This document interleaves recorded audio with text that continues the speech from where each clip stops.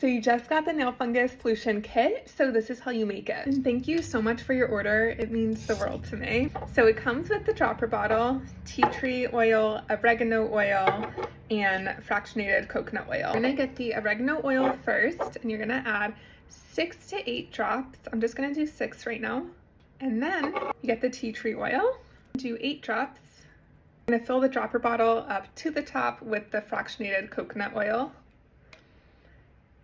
Never want to put undiluted essential oils on your skin. When you dilute it, skin and your nail absorb it better, and it also reduces risk of irritation. There we go, so it's filled to the top.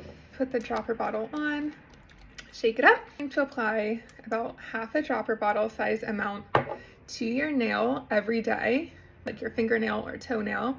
You want to go around the cuticle and try to get under the nail best as possible. It's best to do this without any nail polish on, but it can be done with nail polish, but it just might take a little bit longer.